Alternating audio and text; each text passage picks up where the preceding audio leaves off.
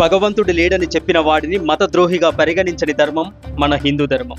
రోజుకి ఇన్నిసార్లు, వారానికి ఇన్నిసార్లు, నెలకు ఇన్నిసార్లు తప్పనిసరిగా గుడికి వెళ్ళి తీరాల్సిందే అని నిబంధనలు పెట్టని ధర్మం మన హిందూ ధర్మం.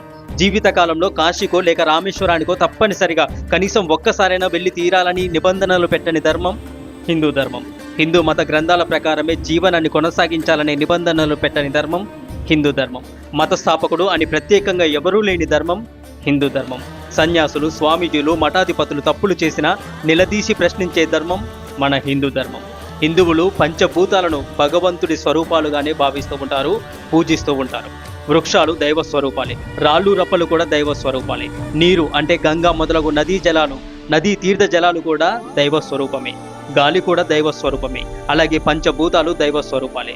వానరాలు అంటే కోతులు దైవ స్వరూపాలే. కుక్కలు, భైరవుడు కూడా దైవ స్వరూపమే. వరాహం కూడా దైవ స్వరూపమే. నువ్వు దైవ స్వరూపమే, నేను కూడా దైవ స్వరూపమే. చక్షుగోచరమైనటువంటివన్నీ, కంటికి కనిపించేవన్నీ దైవ స్వరూపాలే. చతుర్వేదాలు, 4 ఉపవేదాలు, 2 ఇతిహాసాలు, 18 పురాణాలు, 18 ఉపపురాణాలు, 6 శాస్త్రాలు, 18 స్మృతులతో పాటు 1200కు పైగా ధార్మిక గ్రంథాలు కల సువిశాల ధర్మం మన హిందూ ధర్మం. మన ధార్మిక గ్రంథాలు మనకు బోధించే విశిష్ట ధర్మాలు ఎన్నో ఉన్నాయి. కర్మల గురించి తెలుసుకోవాలి అనిపిస్తే వేదాలను చదువుకుందాం.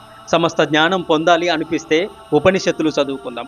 ధర్మబద్ధంగా జీవించాలి అనిపిస్తే రామాయణం చదువుకుందాం. రాజ్యకాంక్ష, పదవి వ్యామోహం పోవాలంటే మహాభారతం చదువుకుందాం. భగవంతుని యొక్క తత్వాన్ని తెలుసుకోవాలి అనిపిస్తే భాగవతం చదువుకుందాం. చక్కటి పరిపాలన అందించాలంటే కౌటిల్యుని యొక్క అర్థశాస్త్రాన్ని చదువుకుందాం. చక్కని ఆరోగ్యానికి ఆయుర్వేదం చదువుకుందాం. మేధస్సుకు వేదగణితం చదువుకుందాం. భవనాల నిర్మాణాలకు వాస్తుశాస్త్రం చదువుకుందాం. గ్రహ నక్షత్రాల గురించి తెలుసుకోవాలనిపిస్తే ఖగోళ శాస్త్రాన్ని గురించి తెలుసుకుందాం. ఎవ్వరిని బలవంతంగా మతం మార్పించే ప్రయత్నం చేయని ఏకైక ధర్మం మన హిందూ ధర్మం. ఆహారపు అలవాట్లలో కూడా ఎవరికి ఇష్టం వచ్చినట్లు వారు ఉండవచ్చు. ప్రపంచంలో శాకాహారం, మాంసాహారం ఈ రెండింటిలో ఎవరికి నచ్చిన ఆహార పద్ధతులను వారు పాటించవచ్చు. హిందూ ధర్మం అన్ని మతాలను, అన్ని ధర్మాలను సమానంగానే పరిగణిస్తుంది. మోక్షానికి దారిని చూపించే ధర్మమే హిందూ ధర్మం.